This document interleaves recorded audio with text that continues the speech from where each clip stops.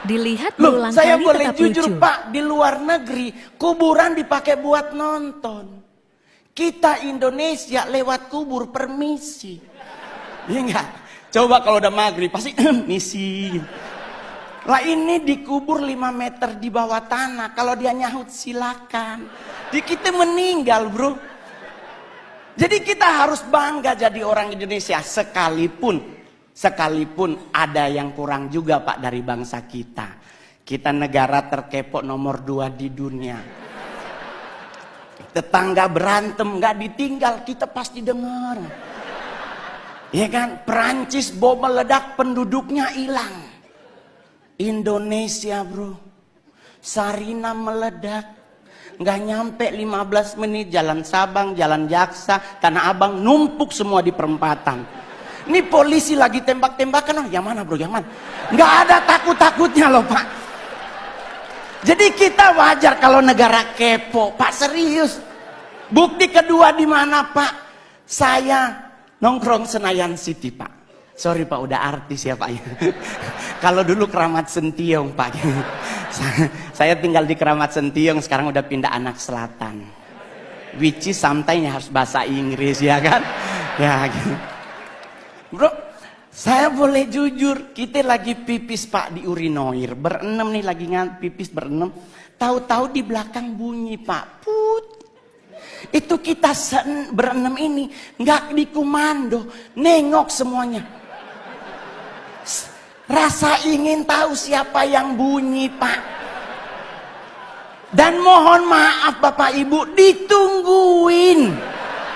Kita udah habis pipis harusnya keluar, 6-6-nya di wastafel. Nunggu orangnya keluar, dia keluar kita ngomong, oh elu. Tinggi banget Pak. Kita harus akui kita kepo tinggi. Kedua Pak, buat Pak Presiden, kita negara apa lagi? Ngusir setan Pak. Padahal mohon maaf Bapak Ibu, setan di luar negeri pakai jas. Menakutkan pasti karena ada belati, ada panah, ada pedang. Kita Indonesia setannya dari 170, 80%-nya difabel. Indonesia setannya mayoritas cacat Pak. Ya kan, suster ngesot, wewe gombel, pocong, semuanya butuh dibantu, tapi kita ketakutan Pak.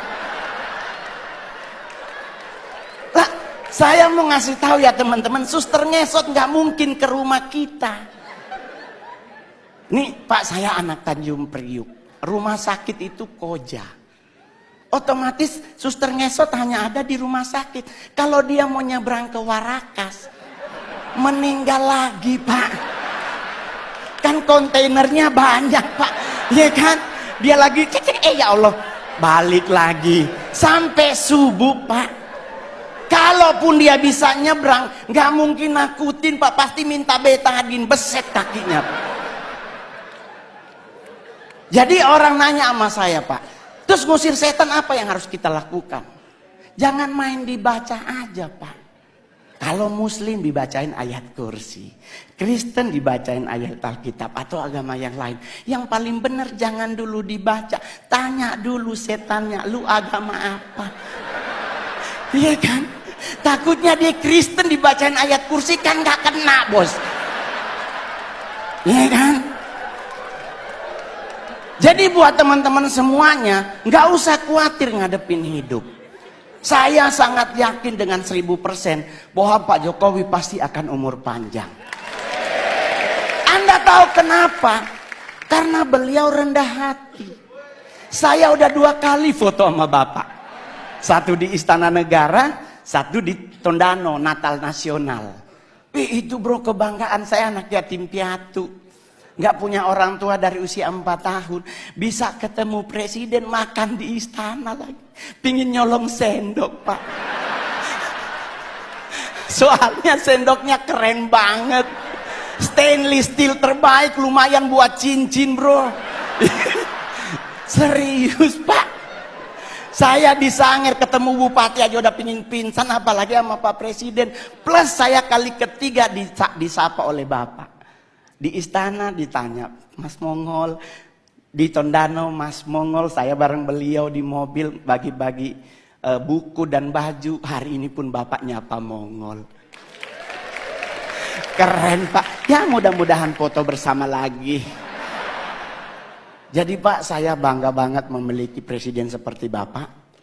Ya kan? Kenapa bisa umur panjang? Beliau rendah hati. Ini yang paling terakhir. Orang yang cepat meninggal adalah orang yang sombong. Ajaran agama Kristen dan Islam sepakat. Nabi itu benci orang sombong. Orang sombong tuh cepat matinya. Kenapa? Jalannya petenteng-petenteng. Ya kan? Apa lu lihat-lihat? Nah itu Pak, kalau malaikat maut nunjukin muka, habis dia. Tapi kalau orang yang rendah hati dan sederhana, jalannya nunduk Pak. Seperti Pak Jokowi, permisi, ya kan? Ya, sederhana. Kenapa orang yang rendah hati meninggalnya lama? Karena malaikat maut nunggunya di depan. Otomatis kalau kita nunduk, kelihatan sepatunya. Ini kan lagi jangan, oh ya Allah dia kan kita putar-putar. Nah, umur panjang Pak.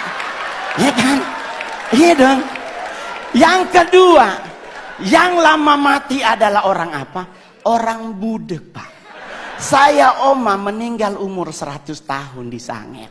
Mohon maaf Pak, di Sangir nggak ada aturan makanan Pak. Selama dia halal dan bisa dimakan, dimakan. Lah kita sekarang ribet makan, nggak boleh nasi putih karena karbo dan gula tinggi. Harus ganti nasi merah karena karbo gula rendah, serat tinggi. Padahal kalau bicara nasi berwarna, kuning yang paling enak. Ya dong, udah ada ayam sepotong, orek dan sebagainya ya. Nggak ada orang meninggal gara-gara nasi, serius lah. Coba Anda pelajari sejarah. Jenderal Sudirman menurut dokter Belanda cuma punya 3 bulan lagi dia akan meninggal. Karena mengidap penyakit paru-paru yang akut. Tapi coba Anda cek sejarah. Lama beliau mati. Jadi kenapa Jenderal Sudirman lama mati? Rendah hati. Yang kedua, Oma Mongol sampai 100. Kenapa? Dia budek Pak. Mungkin malaikat maut udah manggil dari umur 70. Ibu Yohana. Oma Mongol nggak denger Pak. Kenapa orang budek lama mati? Orang dipanggil sebelah aja dia nggak denger, apalagi sama yang di atas, ya kan? Ya.